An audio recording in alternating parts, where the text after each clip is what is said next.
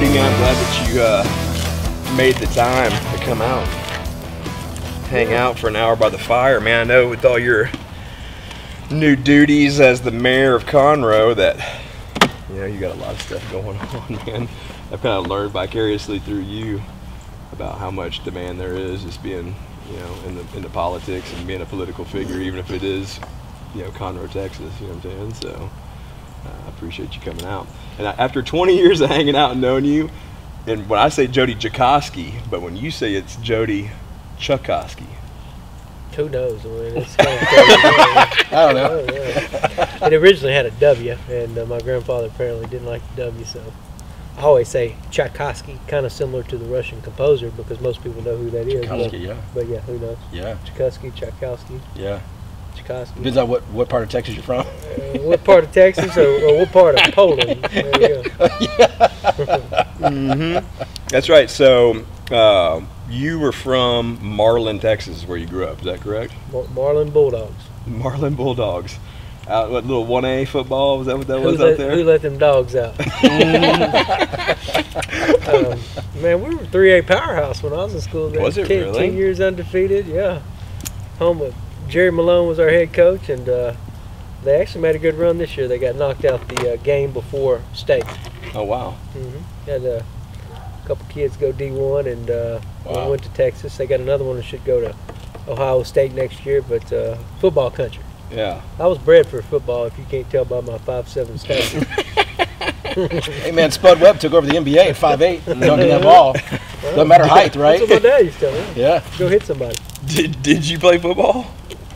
I mean, my dad was a football coach when I was growing up. Oh, so damn, yeah. that's what I was bred for, man. And so your dad was coaching when you were going to school when you played? No, that's how we moved there. But by the time okay. I was in school, he had gotten out of coaching a long time before that. I give you that receipt. My family's from Bremond, which is right.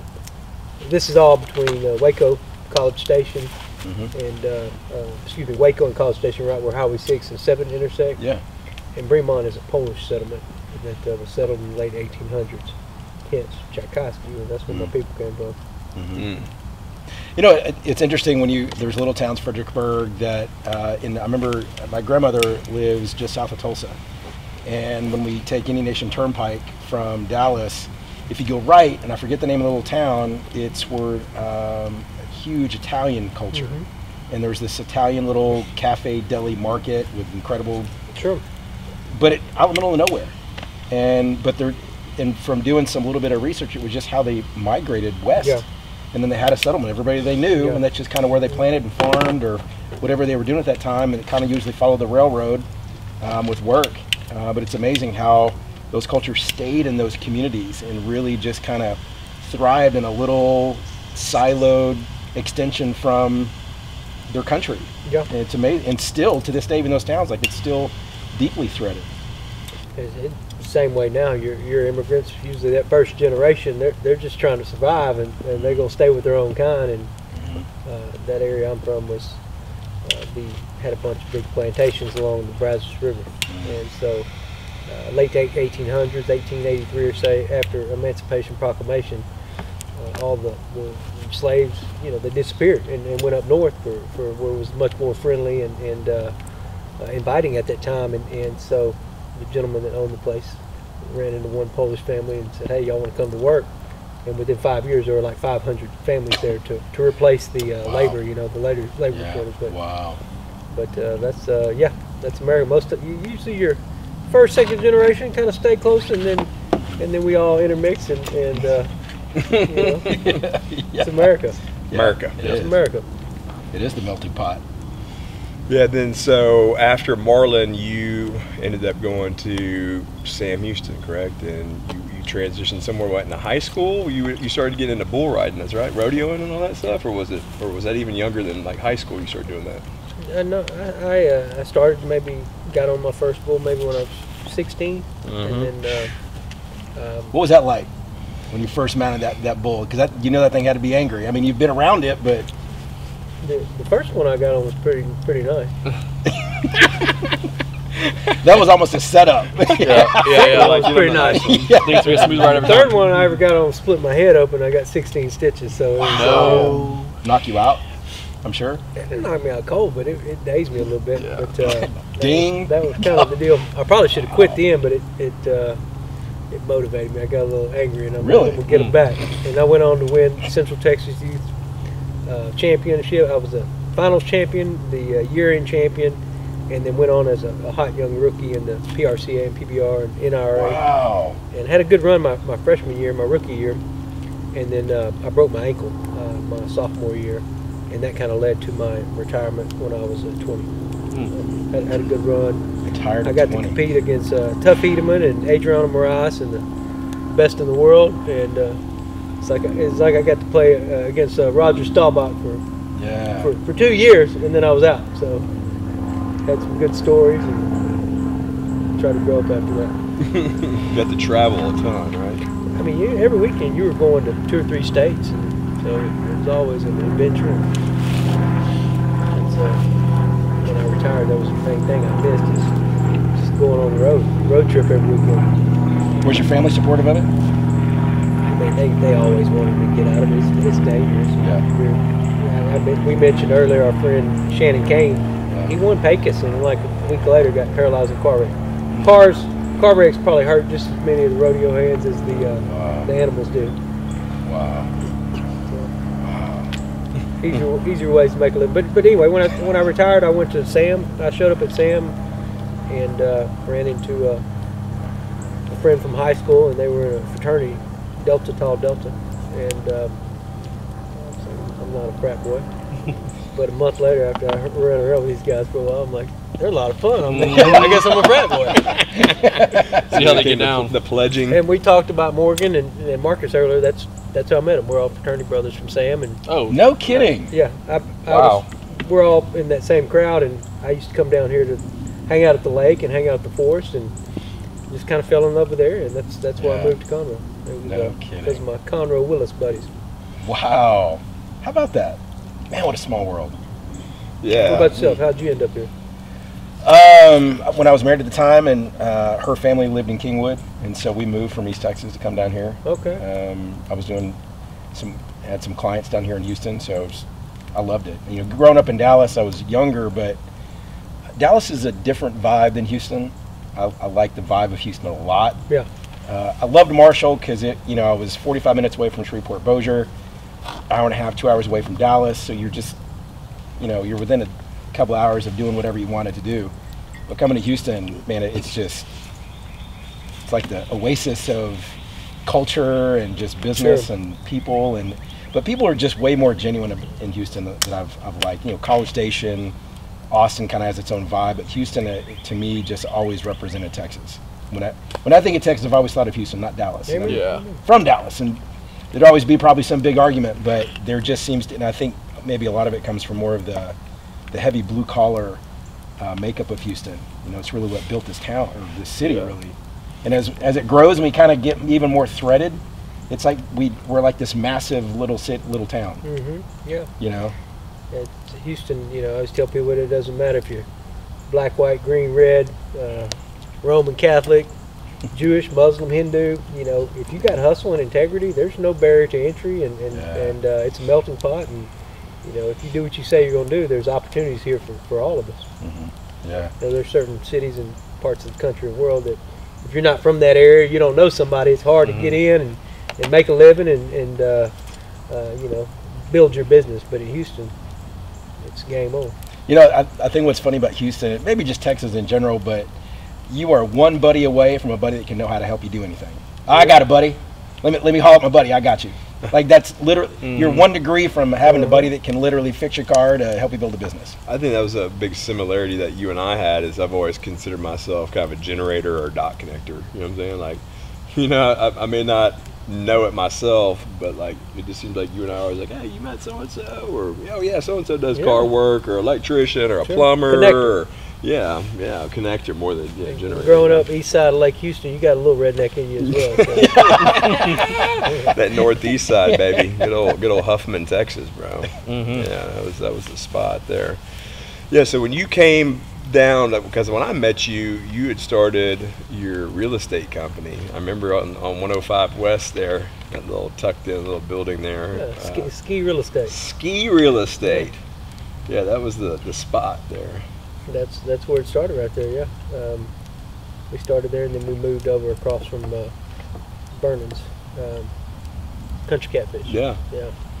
Yeah, the deal that I've liked as I've studied business more, and I've got into, you know, being an entrepreneur myself, and I've obviously knowing you over the last 2 decades, I've watched you too. I've watched you go through those hard times, you know what I'm saying, and I've watched you rebuild yourself. And what I've seen with a lot of the business coaches I follow online, whether it be like an Andy Frisella or, you know, somebody of that caliber, some of these people, you know, they've built it up and lost it, you know what I'm saying, more than one time, you know what I'm saying. And I think the thing that I admire about you, watching you rebuild your business after like 08, you know what I'm saying, all the housing stuff, was that you knew the model, how to make money, you know what I'm saying, and that you did it over again. You just rinse and repeat, you know what I'm saying, like, you know, you can't really help what the economy's gonna do sometimes, you know what I'm saying, like in 08.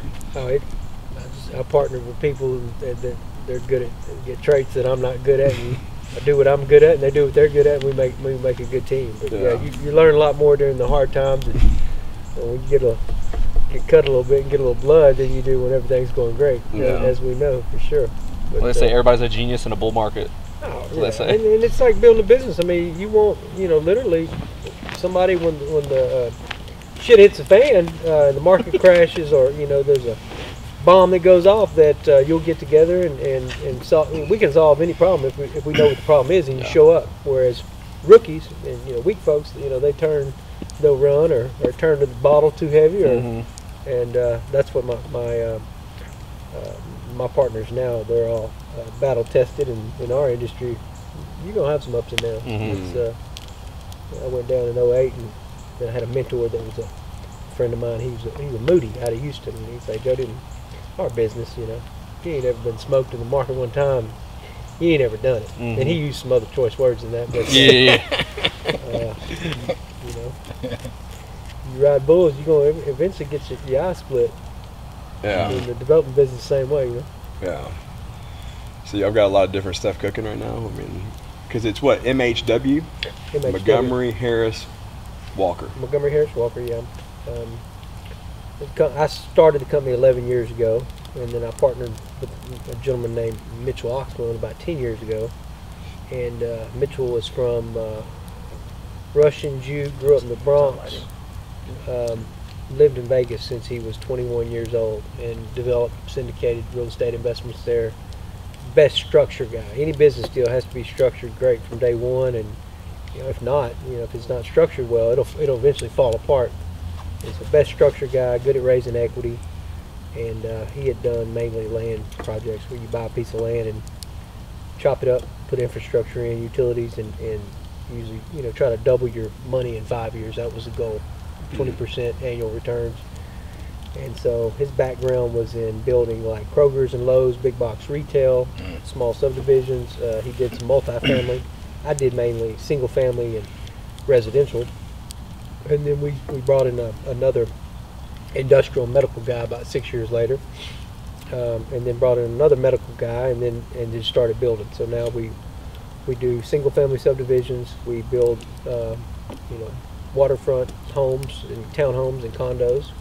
We do multifamily. We do medical, and do a lot of industrial. Probably single family and industrial is our biggest asset class.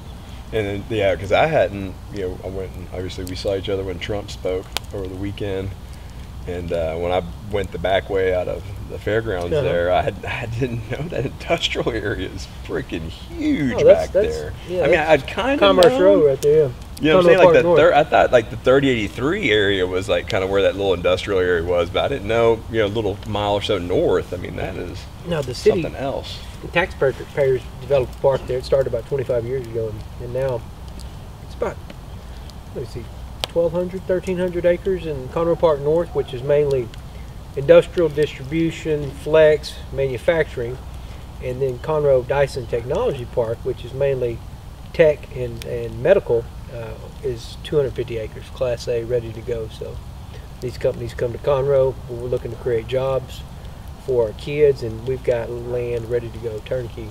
Yeah. I mean, it's Conroe, because I heard like, what, a year or so back, everybody was like, Conroe's the fastest growing city in the nation.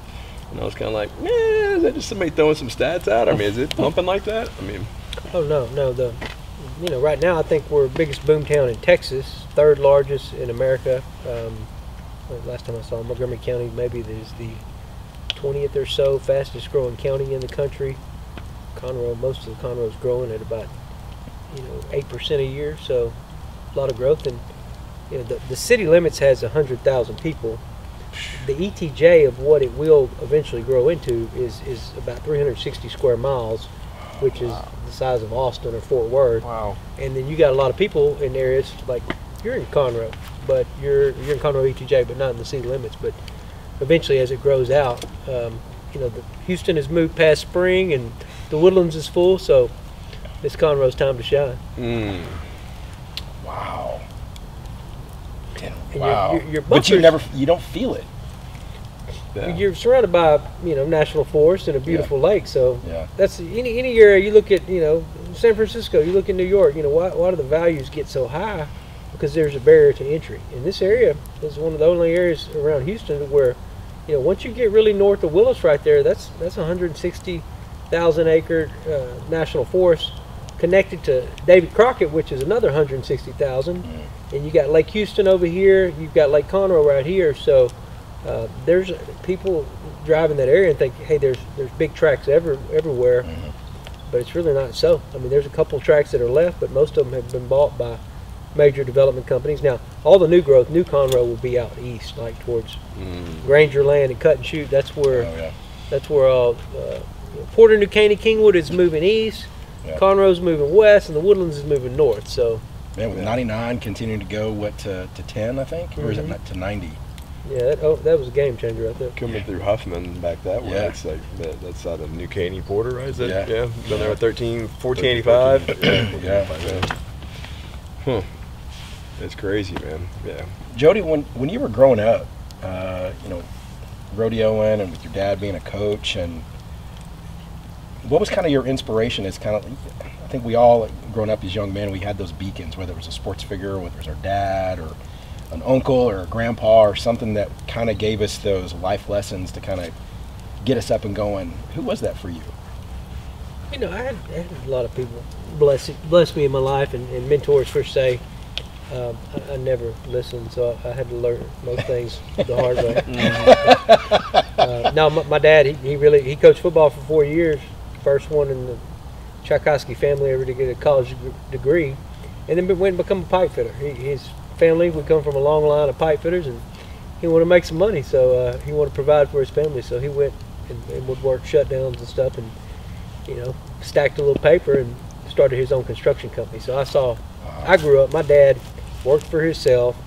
If you took care of him and did what you said, he'd work for anybody, and we crawled up on a lot of people's houses and unplugged their sewer lines. So I mean, it was hard, manual labor. And I always tell people my mom owned a little hair salon, and she took care of all the little old ladies' hair, and my dad would take care of everything else. But just a self-made, guy that just worked his ass off and showed me how. I was taught work ethic by him, and different people we worked for. I always was a good communicator, so we'd be working for a doctor or a lawyer, or I'd sit in the living room when I wasn't hustling a tool, and I worked for him since I was probably I'm really 10 or so starting off, and so I'd sit in there and When you were 10 years bullshit old? a little bit with whoever owned the home or the Mm-hmm. place we're working on, and like a sponge, I always try to soak up good knowledge. And my brother,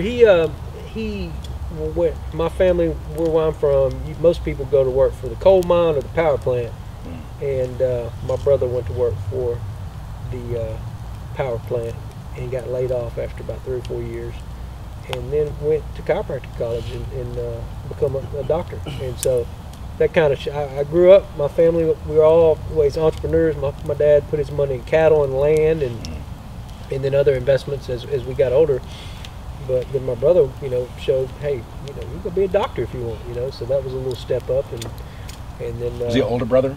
yeah, he's 6 years old. Okay. And so, but come from a kind of a country boy entrepreneurial family for sure. Does he still have a chiropractic? Yeah, he's a chiropractor there at Falls County Community Hospital there in Marlin, and my family, my brother, majority, he owns Neckover Trailers in Troop, Texas, which we build the Mercedes-Benz of the cattle trailer industry, which is not far from your old neck of the woods over there. Yeah. Between Jacksonville and Tyler. Yeah. And we, growing up, they didn't do no stock market. It was buy a piece of land, put cows out there, and tangible. Your dividend was every year when that mama threw a calf. That was your dividend right there. Yeah, and the even smaller world is like my buddy Dr. Tony Doremus that owns all the Sandstone chiropractic They clinics. went to Parker together. Yeah, that's his brother went to school with them, so it's like really, Wow. What's that saying about 7 degrees of Kevin Bacon, or what was that? What is that saying? I'm not good at saying. Everybody's like 6 degrees of separation from Kevin Bacon or something like that. Yeah. So small world there. Yeah. And then my kids and Suzette and my 2 boys started taking golf lessons last weekend. Oh, nice. And so where they at over here? The Conroe Country Club. Nice. Okay, yeah, good. We're keeping it Conroe. You know what I'm saying? That's my kids are there as well. And well, she was talking about your wife. You know what I'm saying, Nicole. She's like, I should probably be taking lessons from Nicole. Have her come out and teach me a couple things. And so because his wife was a collegiate golfer. Really? Yeah, up at Sam. So is that where you two met? Was that? We met at the old Zach's Bar and Grill right across from campus, and I'm married way up like Elliott. Now my wife, when I met her, she was an NCAA Rookie of the Year, Student of the Year. Wow. I mean, top level student, athlete, golfer. She apparently wanted to walk on the wild side, and I was trying to find a woman to help me grow up and stay out of trouble. So it was a good match. Balanced out. It balanced out. Yeah. It's been easy ever since. Not always easy, but it's worked out. We definitely complement each other, and I just wanted a good. She grew up in the church like me, good Christian woman. Come from a parents stayed together, and her dad. She was a Rodriguez. Her dad's a Mexican American, and Mama's an Anglo from Tenaha, up there by Marshall. Yep. East Texas. Oh yeah, Tenaha. Yeah. In old Mexico, Yeah. But no, she went to Baylor Law School when I graduated college, and then we got married after that. So she's an attorney? She's an attorney, yeah. Which is another thing that ties in to her and I, you know what I'm saying, being in the bail bond business and her being a criminal law. Really? Attorney. Yeah, that's what she does, yeah. She practices criminal defense attorney. She worked for the DA's office for years and was chief of the fraud division and then chief of major crimes, and then started her own practice about 4 years ago. So she uses, like Elliott, she uses the criminal defense world as kind of her ministry. It's all these kids. I mean, they majority of them don't have the family structure that we have, and then she also is picked up by some major firms on the fraud and civil deals that are done in Montgomery County. And that's kind of how I got in the political world and got to know all our local politicians and public servants was through her industry, and shaking hands, making connections, building relationships, and I got to know the players, and I've been blessed in business, and and working for yourself and owning your own company. That's the only way you could do it. I couldn't be Mayor of Conroe if I didn't have my own gig and have good partners, because I got 2 full-time jobs, and but I just thought I could help, and then I ran and won and got on the inside and realized that our country, our cities, our state, they need our help right now. I mean, all of us right now. And that's what I say is get involved, whether it's being the candidate, supporting the candidate, financing the candidate, holding signs on the corner, telling your neighbors, but it's getting whack out there, and some people that grew up with really different lifestyles and different morals than us, they're active and they're working, and they've got a machine put together. So if you like this country, it's a good time to get involved. In politics, you first stepped into it as a councilman, is that right? Yes. What even spawned because clearly, I mean, when you take a seat, you gotta get people to vote for you, but that's a pretty big commitment to be able to step into that line to be able to serve your community. What inspired you to even do that? Because running a successful business, you got your family, and you're just enjoying life, and then you want to go and add this into that whole mix of this life you built. What inspired you? What made you wake up in cold sweats going, this is a calling I got to do? Like, what was there something that happened or somebody that you saw that inspired you to take that leap? I mean, we were just discussing my wife, working for a couple DAs, you get to know everybody, and I thought I could help, and decided I wasn't a Trump or a Bush, so you got to start off, and my daddy's not a billionaire, so I was like, all right, we'll start off on the local level and check it out. And I got on the inside as a council member, and I was plugged in the church, and had been on the council and our Acts ministry and Knights of Columbus, and so I had leadership and worked. We run a nonprofit called Faith Fest, and so I had success in building a nonprofit, helping other nonprofits grow with our business acumen, building in my 20s I built a company with 100 employees, and big machine, and then I shut it down in 09. So I learned a lot closing it down, and actually had to bankrupt a couple companies. But through those experiences, I felt kind of God calling me back to come back and do it again, but put half my time towards service, and so that's what I do now. I go out every day, and I spend about half my time trying to make a living for my family and for the charities that I support, and then I spend the other half of my time trying to help our community, and it's service work for me. I mean, that's because it can be kind of crazy sometimes. How long did you serve as a councilman? About 2 years. Yeah. Maybe. Two and a half years. Key I found in business too that just blew my mind. Cause I'm like, oh, you got to grind, you got to do this, and all these hours or whatever it may be. And then as I've gotten older, and stump my toe here and there and bang my head against the wall and kind of figure stuff out, and then follow a lot of different business people on social media. But then it's like when you're dividing yourself 50-50 with service to your community and then 50% to your business, and in that it almost 5x or 10x is your business. Sure. You know what I'm saying? It's you've either got the people in the right places, you structured your business, you know what I'm saying, then you can step over here. It's similar to our buddy Nick Merrick, Merrick Sawing and Drilling. He kind of got to that point in life where he built this massive business, and now he's like, dude, I'm spending my time with family and helping my employees and my leaders I put in place within my business to make their fortunes, you know what I'm saying? And in that, the richness that you receive on a personal level or financial level or spiritual level, you're not even seeking that, right? It's not like you're seeking that by giving your time to people or the community. You're just doing that because you feel called in your heart, and within that you reap all these benefits. I just finished reading this book, John C. Maxwell's 21 Irrefutable Laws of Leadership, and the very end is building a legacy, and it talks about leadership. And when leaders focus on building other leaders, not accumulating followers, is when you really leave a legacy and make a difference. That's all that matters. Absolutely. Absolutely. It's a change of focus, because service is not about your ego. It's about helping other people, setting them up, blessing them up, as you always say, Elliott, But when you were serving as a councilman for 2 years and you thought, you know what, I'm going to take the next step and be mayor, and you've been in it, is there a point you're like, wow, this is a bigger animal than I realized? There's a lot of politics, there's a lot of underweb that maybe didn't realize, or a lot of people don't even realize, and why local involvement as just citizens is so important. Sometimes it feels like, and I think we are where we are politically, because people just default to, we'll let the leaders run it. Yeah, no, it's, in my hometown I grew up in the early 1900s had mineral water. So it was Palm Springs, Hot Springs, Las Vegas. I mean, hotels, tourism industry booming. And the leadership never diversified.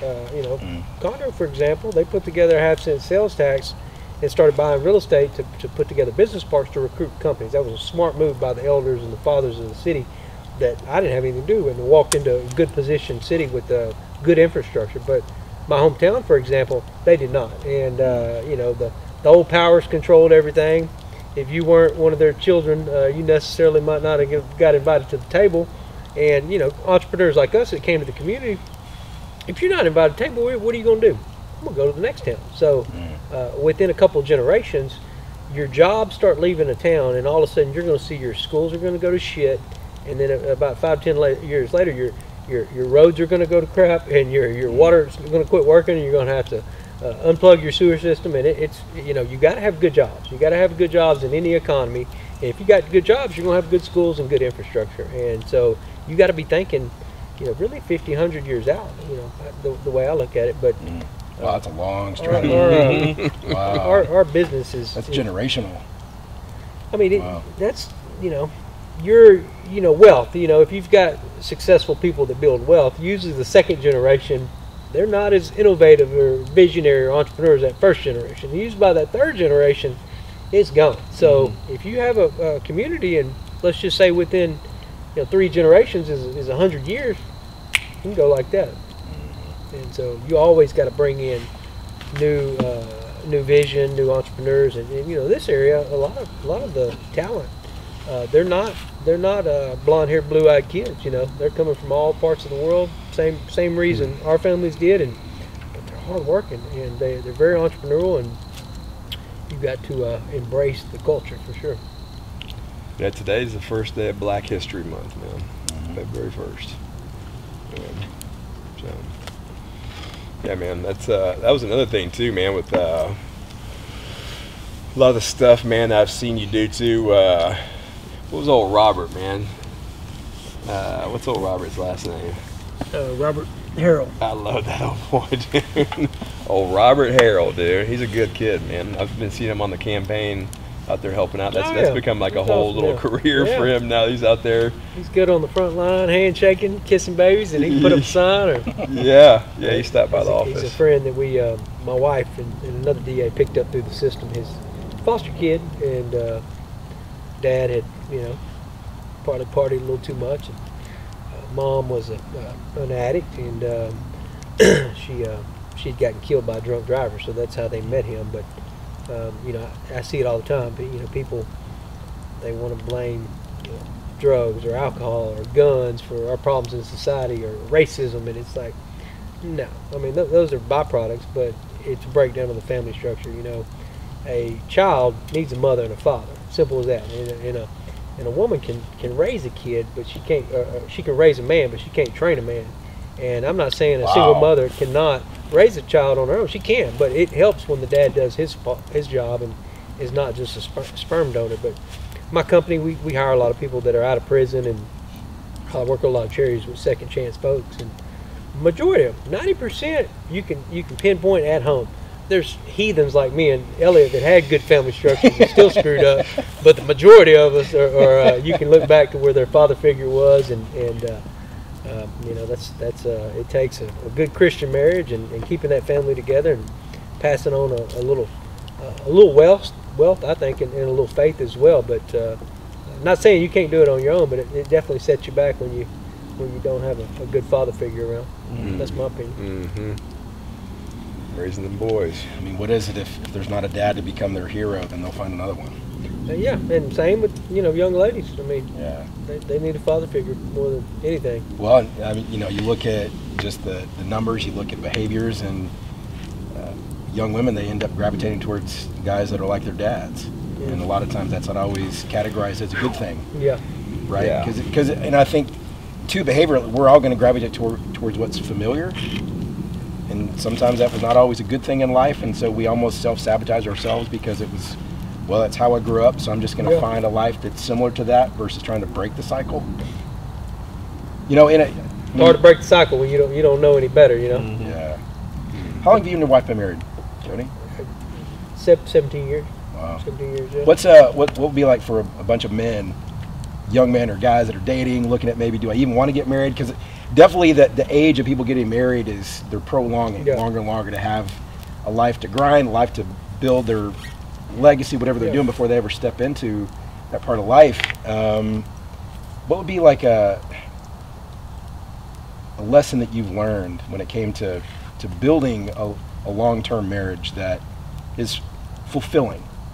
Because it's not always happy, but fulfilling in the long term. What have you learned that's critical for men and women to know how to do that? But I had a priest one time that married my wife, and his name was Father Dave Kennedy, good friend of mine, and I'd go have a beer with him occasionally. He was building in a subdivision he lived in. And I told him one time, I was like, I'm thinking about not having kids. He's like, I got 100 employees. I said, they're like a bunch of damn kids anyways. And he looked at me and he's like, Jody, he says, that's stupid. You're a smart guy. That's the stupidest thing I've ever heard you say in your life.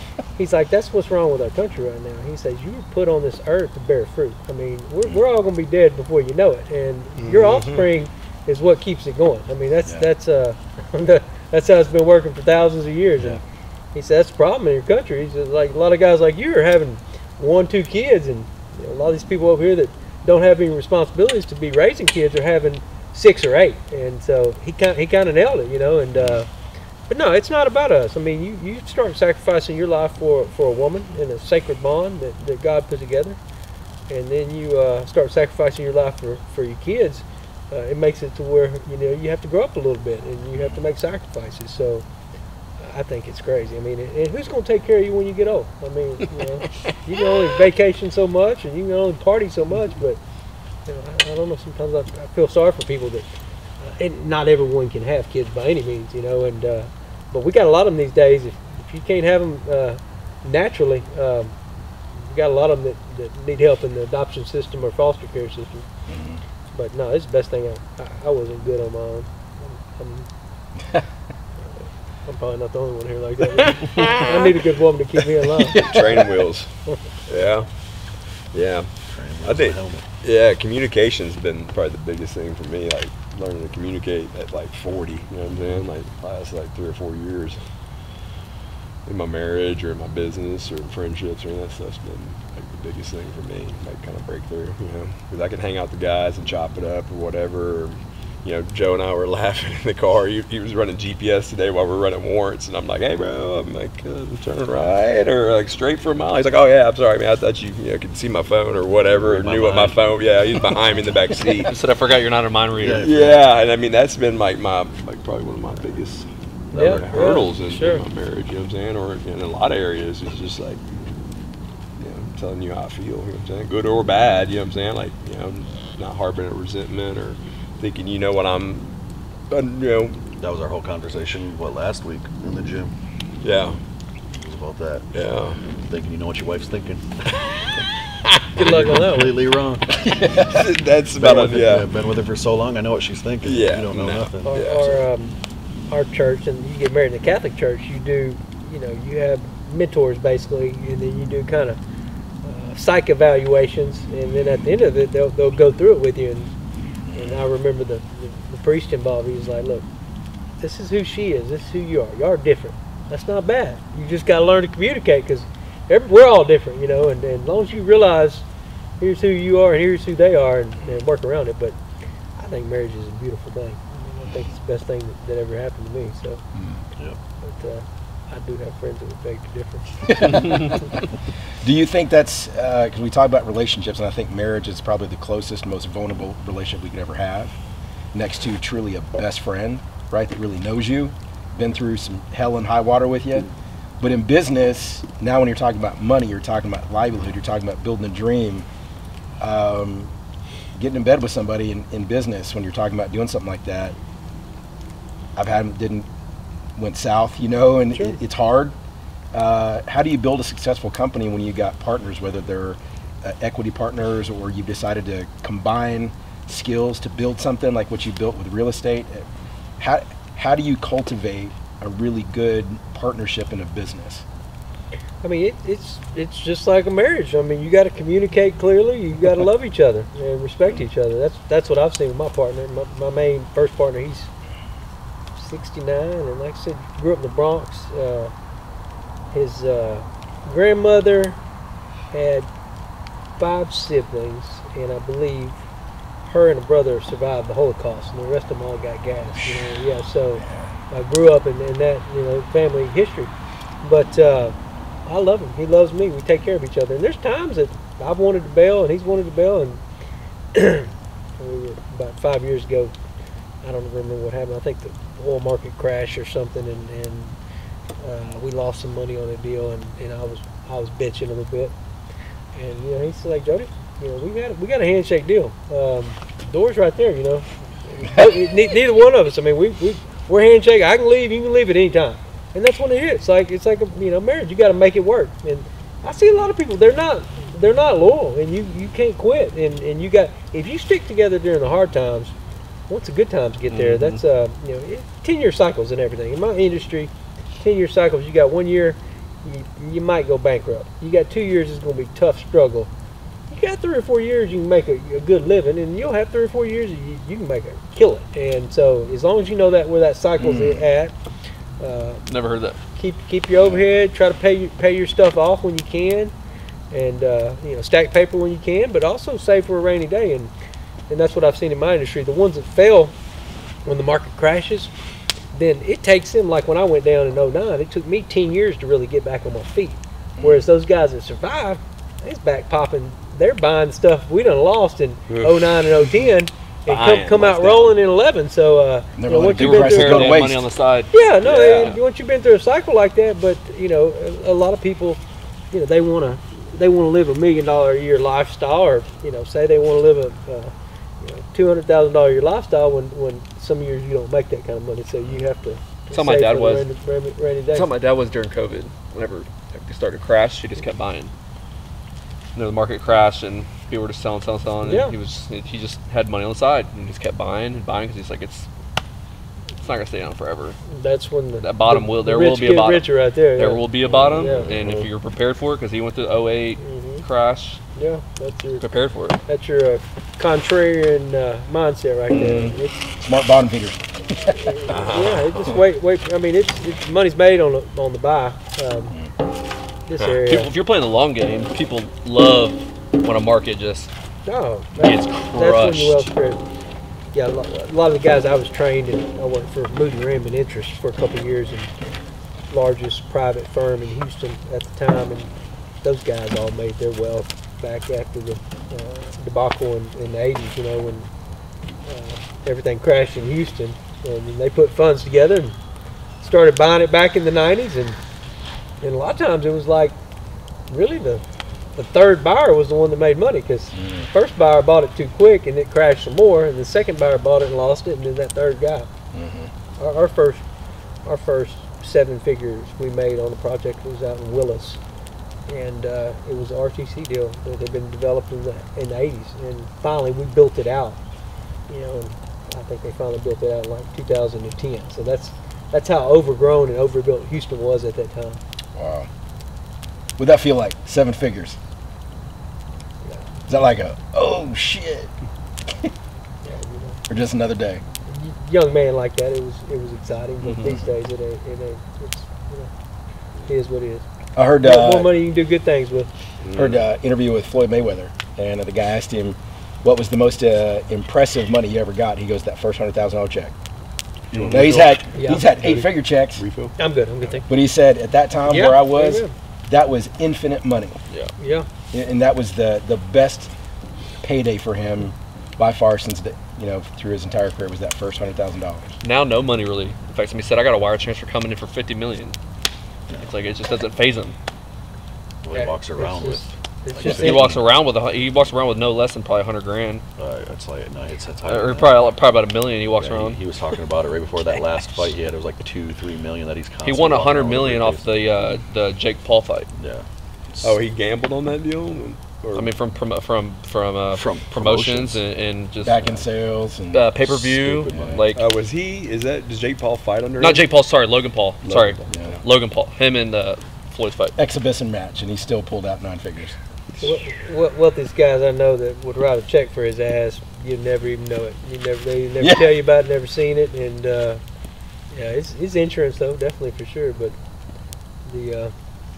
some of the wealthiest ones I've ever met, they don't want you to know they got money. Mm-hmm. We were actually talking about that the other Yep, day. yep. We talked about Elon Musk being, probably going to be the first potential trillionaire, but Public trillionaire. Public. Let's be real. but how many are out there that we never even know, and that's on purpose? You got Because they don't want to be put on the radar. that's there was an oil boom here in the 30s, largest reservoir at the time, third largest in United States history.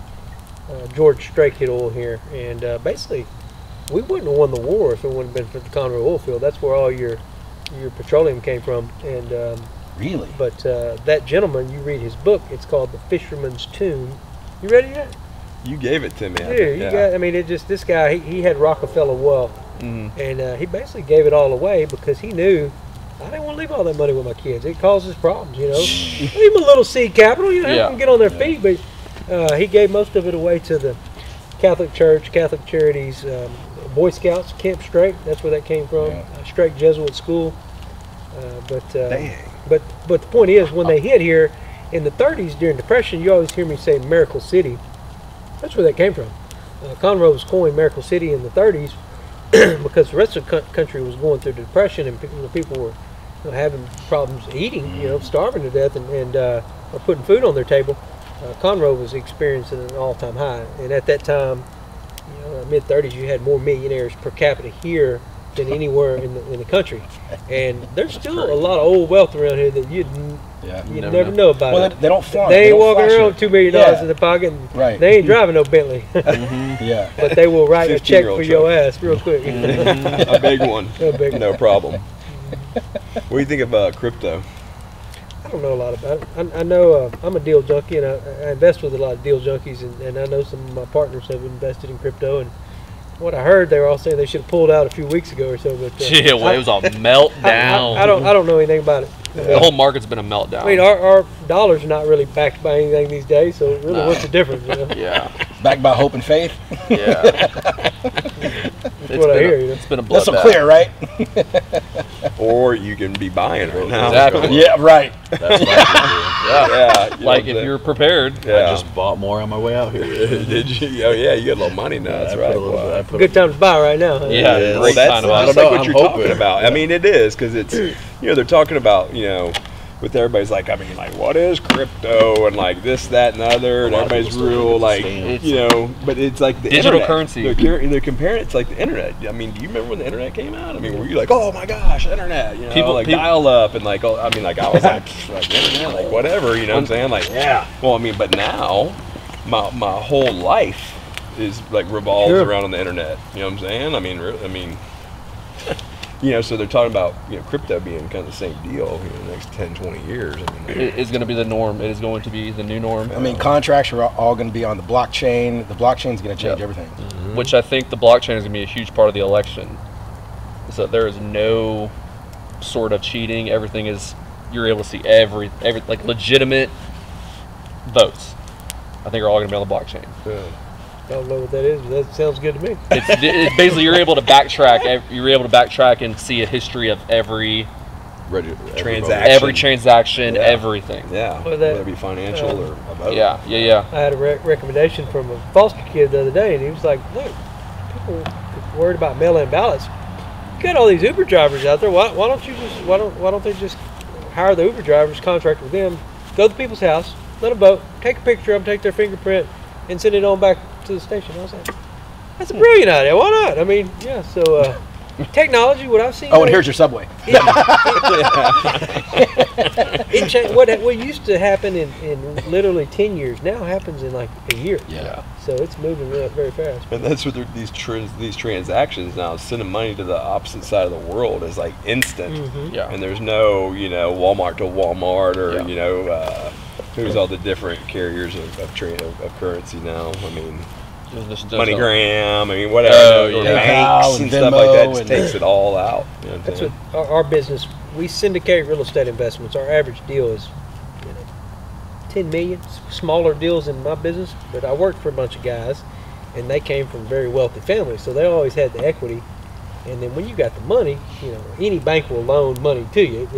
We don't have any money, nobody will loan money to you. Yeah.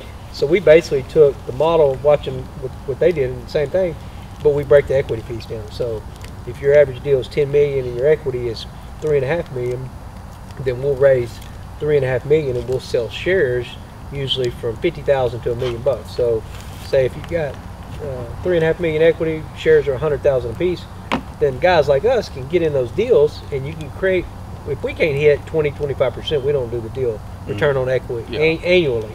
So they're good returns. When I screw a deal up, you're still gonna make 8%. I got a miss right now that I'll still. Which is the average, and you look at the S&P. Yeah. So I mean, it's like, hey, okay, but don't invest with me on just one deal.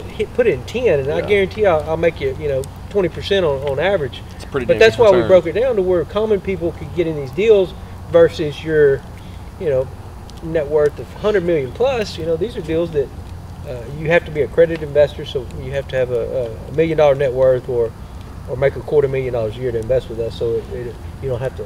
It avoids all the SEC requirements. But that's why we built that model, so normal folks can get in there and create the returns and not have to leverage all the risk themselves. You recommend real estate investing over trading public stocks? I do what I'm good at. Yeah. So I put my money in real estate, but I think you diversify anything. Yeah. I mean, you got a portfolio and $1 million. I wouldn't put it all in stocks, and I wouldn't put it all in real estate either. Think it's you think the stock market's manipulated by Wall Street to some degree? Everything is. Mm-hmm. Even real estate. I mean, we're all manipulated, so. Yeah. I'm a manipulator. Suzette told me. We'll talk about that one later. Yeah. That's on camera. You should have waited a little bit longer on that one, but Hey, this is real talk, bro. This is she sees this in real talk. Your example, Elliott's coming in with black when eyes. Exxon moved to the Woodlands, all that stuff just skyrocketed. And it increased value, but that really pumped those prices up. Wall Street, when Wall Street started investing in Las Vegas, really in the early 21st century, really fluctuated and appreciated that market as well. So absolutely. Jody, with we got election coming up March 1st, and we got a lot of things going on with the camera view. We need to put that in front of us here. I agree. Texan, conservative Navy SEAL, and my friend. I've known him since I was 20 years old. What you see is what you get with this man. We need him in Washington. We actually need him in Washington, and about probably 50 more guys just like him, or gals, and we can turn this country and make it great for at least the next 50 years. Saw him sign a pledge today. He was on his Instagram signing a pledge for term limits. You need them, man. You need them. I mean, our industry. I mean, in Conroe, I put it on our agenda, and you would have thought I kicked someone's mother. But just on local level, if you're on council 8 years and you're mayor, say for 8 years, go back to the farm, dude. I mean, that's build somebody else. What happens is you can maintain that power and control, and your special interest groups, they want the same guy in there. They don't want to, or the same gal. They don't want to have to replace them. So I'm all about it. But it's hard to get congressmen that've been in there a long time to vote for term limits when they necessarily might not want to be termed out. Well, it seems like you kind of lose the whole principle of government by the people for the people, because then now you're this aristocrat sitting on an ivory pedestal. When when you look at guys like you and Morgan that are local business owners who want to step up, but then step back out to make room for somebody else to come in with fresh ideas. And that's what it's about. Yeah, versus a career politician where you spend the next 40 years of your life almost completely separated in an ivory tower. Who are you really representing at that point? Special interest. Yeah. No, there's I don't know. There's nothing worse than a career politician, and I mean, some guys that's their opportunity, and that's their high point in life, so they're going to hang on to it as long as they can. And I don't know. I guess if you're them, maybe God bless you, but I think the country, the proof it was founded on guys like us. We went to serve for 4 years or 6 years, and then we went back home and went back to the surveying or lumber mill or farm or whatever. Some people that they have attached their entire identity to it, they don't know anything else. And it shouldn't be an idea. It's called public service for a reason, but some people do. Where do you think people kind of get it wrong, even on a local level, with mayoral, with congressman, your senator, city councilman? Because we're kind of at this weird point where there's such distrust in government, but then they want government when it suits them.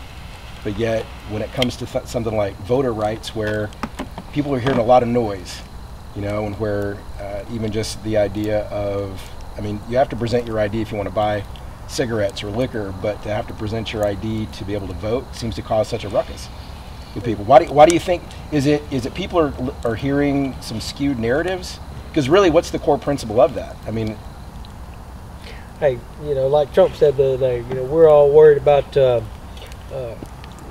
Russian deal going on with the border there. What about our own border? I mean, you don't know who's coming across right here, right now. I mean, immigrants come here for the same reason that we came and our families came. But man, I mean, we all got fences and locks on our door. You got to track. These days especially, it's a public safety issue. It's a national security issue on who's coming across that border. 30 years ago, who cared? I mean, you come over and go to work and go home. Nobody cared. But these days, it's dangerous. The cultural differences from where they're coming from to America, it's just, you just don't know. I mean, culture, it's always been different. But I'm just saying, there's people that want us dead. Yeah. And they don't want to fulfill the American dream. And all you got to do is walk across that little river right there, and who knows what's in your backpack. I'll leave it at that. But Right. Talk about you need to, I don't know if it's a solid wall, but you need a secure wall, some type of cyber wall. And I don't know if you do it with drones or partial fence, partial wall, but good neighbors have good fences. I mean, I'm Roman Catholic, and the Pope, he's got fences and gates around his house. We all do. That's true.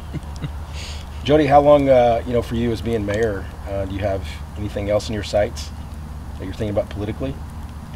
Not right now. Just raising my family, and I've got a busy schedule. Just trying to make Conroe wonderful. I walked into a good deal. Conroe is blowing up, and kind of right place, right time, and it had it was like a best canvas in the world over here, and then you had the best paints in the world sitting here, and I feel like somebody just needed to bring the work together, and that's God's blessed me to be a deal maker, and I didn't come from anything, so I had to learn to be real nice to people and be diplomatic, and I've learned people, they'll work hard for you, and not everybody's money motivated. People want to be loved and respected, and so you can get people to do things for you if you take care of them and treat them right. And so, but now Conroe, I want this city to be a city that our kids can go to college here. I don't want my kids going to the East Coast for college or West Coast or up north. I want them to stay right here in Conroe, Texas, and I want them to stay here and go to college and get educated and start their own business or go to work and then make babies here. And I want my grandbabies to stay in this area. So, but the area's got it all. I mean, you think about this, this to me is about to become a world-class destination city. And it's got it, from the infrastructure to the school system to the forest, as I mentioned earlier, the loop, the airport. The airport's got customs agency in. It can handle any jet hobby can handle right now. This area, we've always had a lot of good, retail sales, a lot of good jobs, more low to moderate income, and then we've good mid-level, oil field service, manufacturing, but we've missed some of those higher paying corporate jobs, and now we are building a hotel convention center out by the old Camp Strait, and that's really going to be the bell cow for industry in that area and for commerce to come. So a lot of these companies are getting out of California right now. They're political reasons, and businesses want to be appreciated. They don't want to be hampered by legislation at all times, and they want to be loved, and thank you for coming to our community. Thank you for providing jobs to our kids. And so they're coming, they're calling, and they're working their way. And when that hotel's built, we have the city developers in general, they got about 400 acres ready to go for Class A office, retail, hospitality right there in that area. So if you remember when the Woodlands Marriott was built, Anadarko came, and then numerous Fortune 500 companies after that. So you're about to see the same thing take place here in the next 5 years. It's amazing. The college deal. What was that you've got there below your office there in downtown Conroe? That's we recruited the University of St. Thomas to come open a micro campus here, and then worked with them to build a nursing program, which is operating. And then now we're working on a veterans entrepreneur program and a veterans boot camp to really cater. I want any veteran in America that's going to retire. Most of your vets coming out, they're highly disciplined. most of them have $50,000 in the bank, and they're highly motivated. What better way to go start your own job or your own career? When you build your own business, you got to have a little of your own seed capital. So we're inviting these guys to town, and we're trying to help them get educated to start their own business, and we want them to stay in Conroe. And most vets want to retire in Texas regardless because of tax consequences and the political climate and the business Texas. climate. Yeah. It's Texas. Greatest country in America. Yeah, greatest country in America. Greatest country in America. I like that. Yeah. Jody, between your own business, your company, your family, being mayor, how do you manage that time? Like, what does a day look like for you? What time do you get up? Like, what's the sun up to sundown for the mayor? I moved my company. We bought an old drugstore in downtown Conroe, so I'm a block away from City Hall. So Wow. a lot of days back and forth. But City Hall, we've got a city administrator, city manager that runs the company. The city, Paul Vergadamo, does a wonderful job. Very thrifty, very conservative. We've got directors and a city staff that is wonderful, from fire chief to police chief, public works, and so we learn to delegate very well. Anything that touches my plate or my hands, I delegate it off to someone immediately. And then my business, same way. I've got a structure guy in there. I got an operations a partner of mine, a lady, Stephanie, runs our company. And then we've got consultants, and we've got guys that specialize in every other asset class. So, I promote, I kiss babies, shake hands. On my business side, I raise money and bring in the deals, and I do the recruiting. But they do everything else. And then I've got a good wife and support staff. And, today, our school, Sacred Heart, I was running behind. But the principal's a friend, and they know that we have a lot going on. And they took the kids and set them aside in the after-school program, and they were there when I got there, But, So you capped off the day with picking the kiddos up. what I'm saying, I forgot my kids today. So. I forgot my kids today. My poor oldest It's happened son's twice. hard. It did happen. But Like, Jody, are you coming to get the kids? Oh gosh, dang! Stuck in traffic. the principal's husband works with me, so we're all friends. So unfortunately, but I wouldn't do that if I didn't know they weren't taken care of. Yeah.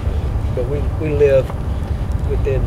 I can be at my office in 3 minutes now. So 3 minutes and I haven't 4 seen minutes. the new of school. house in Conroe. Yeah, old Conroe's coming back, man. There was, I told you about the oil boom, and the original Conroe started right there, Main and First Street, and right at the railroad track, basically 105, and a lot of beautiful homes were built in that area that now are being revitalized, like Elliott's done here, and people buying them, putting a little money into them, and rehab them. But I love it. Downtown Conroe right now is thriving. It's we've got 2 live theaters, we've got 4 or 5 live music venues in the evening, multiple restaurants, and about the same amount of number that's opening up now. And Conroe's a real town. You always compare it to Conroe to, say, the Woodlands or Sugarland, but that is a master plan community created as a model by a rich visionary. It's a real hometown built on timber and Tobacco. Started on rail, and then timber, tobacco, and then oil. But you got a real main street here. You got a real mayor, and you got real city concerns. You got some real poverty in areas. Not every kid has the blessings that we have. So it's a real city. I think because you kind of caught me the other day where I was wanting to get some real estate because I'm looking at doing some investing, a little bit of money maybe this year or next. And you were kind of like, this is going to be kind of like looking at like heights, kind of almost. You know what I'm saying? Like it's happening right now. Yeah, just the housing, we're fixing stuff up, a little activity downtown, restaurants, nightlife. Yeah. So it's kind of. You're seeing that it started in the Heights 20 years ago, and then Edu 10 years ago, but it's happening in downtown Conroe right now. Good place to invest, and lots of opportunity. And you still want to buy land, that east side out there towards Granger Land, Cut and Shoot, towards that way, there's still some value. Whereas out here, it's crazy. Yeah.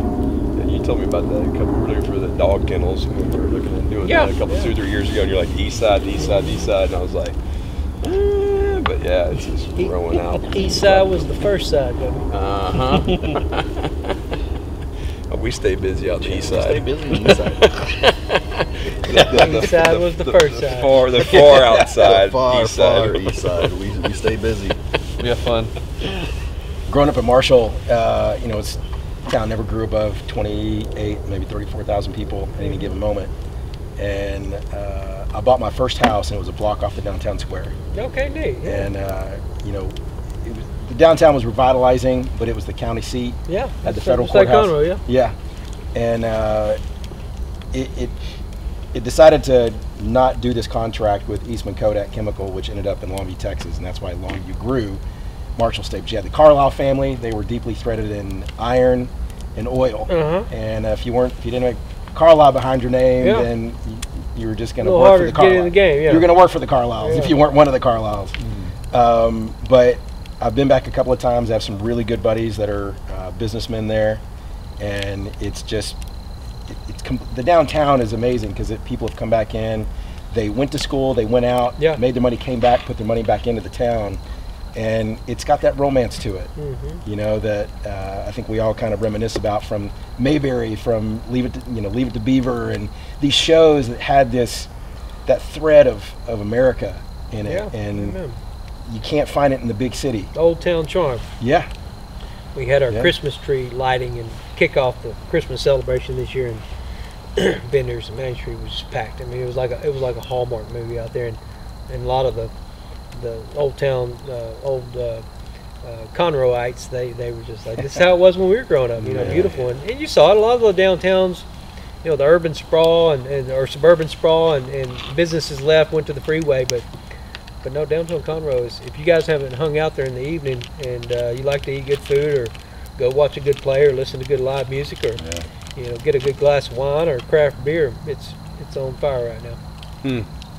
Yeah, my buddy Chad Prather was here over the weekend. He was here Friday. Yeah, I heard that. I heard Yeah. he had a good little turnout over there. Yeah. He's a funny one. Is he doing stand-up? Or is he Well, a musician? he's kind of the dashboard or the dash cam comedian, just doing rants on Facebook. And YouTube. running for governor, right? Yeah. He did a tweet. I'm tired and sick of this. I guess I'm going to run for governor. And then he woke up the next morning and realized, I guess I'm doing this. I'm in. But hey, between him and Huffines and I'm on the bull, and they've opened the gate. Yeah. Yeah. But hey, for a guy, I mean, look, that's the American dream. It's America. You can do it. Yeah. Yeah. That's, I've seen the to get, most of them, they build their foundation a little bit first through civic organizations or church or political, but you can do it. I mean, you can go run for president tomorrow. I mean, it is. That's what I have people all the time call me, and sometimes they'll gripe, and I'll say, you know what? It's your lucky day. We can solve this problem. We got an election coming up here in 3 months. You can file, and we need your help. We got to. We got an open seat. And you know how many times I hear back from that person? Probably not a lot. Maybe like out of 100, maybe like 3. Yeah. So that'll usually cut the chase real quick. Yeah. So, but we need help, and man, right now a couple programs. We are starting to run a bus service that'll come from downtown Conroe, Water Point out on the lake, Margaritaville, Grand Central where the new Hyatt's going, and then the Woodlands Mall. So if you live downtown or you're out at Margaritaville and you stay for a day or two and you want to go listen to live music in downtown Conroe, you can jump on the bus. That concept idea came from a citizen, so I learned that from someone. We're working on expanding our the San Jacinto River right here from basically 2854 to the old YMCA property, to where you can kayak and canoe down it. And that was an idea from a citizen, but that's what I've learned. The public will tell you what they want to do, and sometimes you have to make a big boy decision and do what you think's right. But if you open your ears and listen and communicate with people, they give you all the ideas in the world.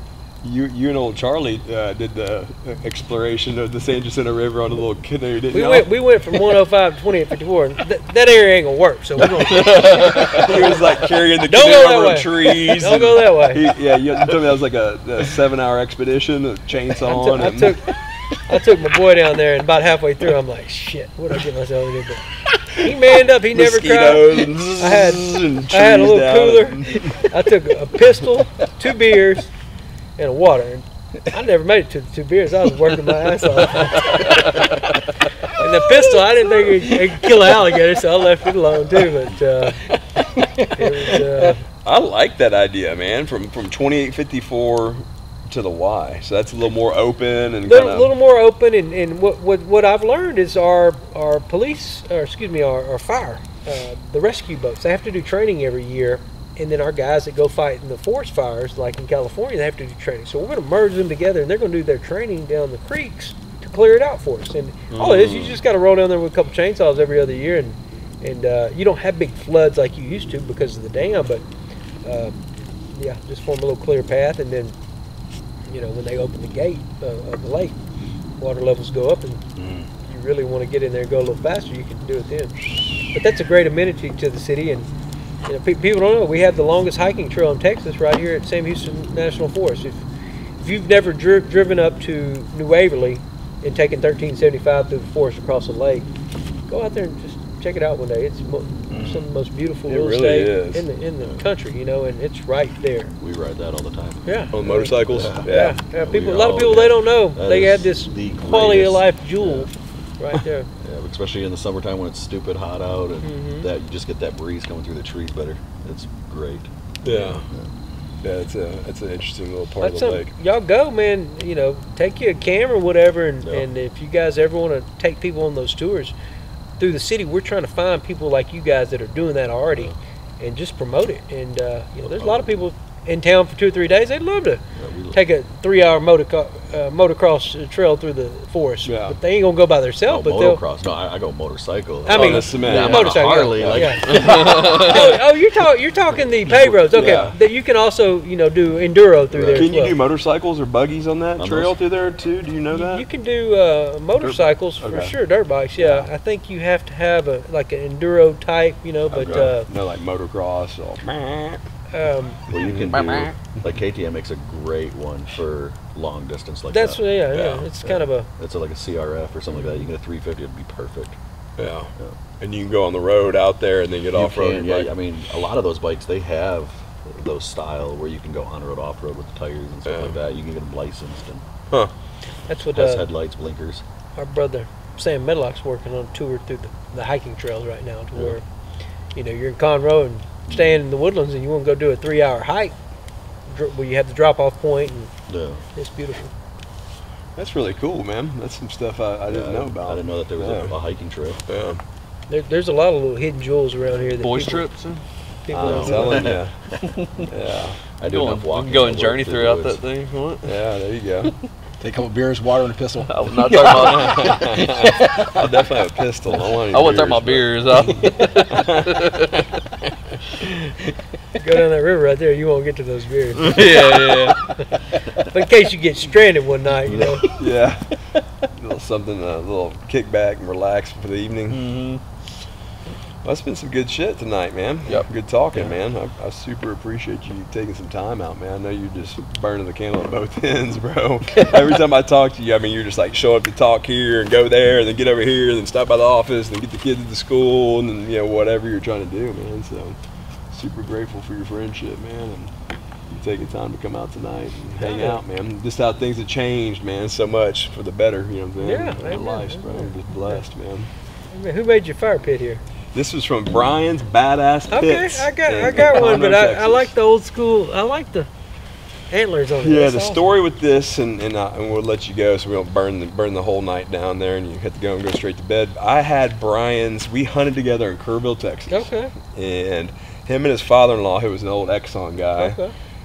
liked to have some adult beverages and make fire pits in the garage or weld and grind stuff, and they made a fire pit, and we had it at our ranch up in Kerrville. Okay. And when him and his dad got off the deer lease, we bought all their feeders, stands, and this old burned out fire pit. And this was it? No. Oh. So then fast forward maybe 10 years or so, and we get off the ranch, and Brian since then started Brian's Badass Pits. Okay, yeah. Was doing all the Buc-ee's. You know what I'm Yeah. saying? Like all their grills and smokers and all that stuff. And I went to Brian. I said, "Hey, bud," I said, "I got something you might want. Now that you got this, building 5,000 pits a year." I was like, "I got your first fire pit you ever built." And he's like, "Oh, damn, that's right." And I was like, "So you want to maybe trade out for a new pit?" So Okay, I swapped him nice, his old nice. his old pit That's his cool. very first pit he made Uh-huh. for fun for one of his products that he's selling. I like So, that. I like that. So yeah, man. So this is gonna be, you're our second Fireside chat. We got a Navy SEAL buddy of mine, Patrick Lopez. I want to try to get in. He went through X, right? Yeah. Yeah, I like that. Yeah, and then the other gentleman you hooked us up with, Randall Reeder. Oh yeah, Randall's a cool cat.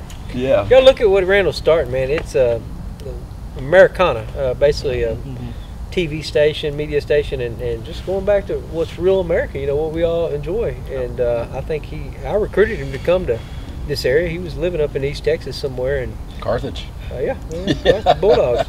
But yeah, I like old Randall. Yeah, so that's Real what we're deal. talking about with Your Bond Daddy, our show. You know what I'm saying? Bounty hunting out there. He talked about maybe seeing if we wanted to sit down and talk about putting it up on his new idea there. This Americanic. Yeah, so I don't know. Something we're going to try to sit down Nice. and discuss. And I think I told you, the city, we moved down, we're turning the first level of City Hall. We're going to do a town center, kind of like a City Hall, a living room down there where you come to town and you want to know what's going on in business or commerce or theater or arts industry. You'll come to City Hall and that'll be your meeting spot.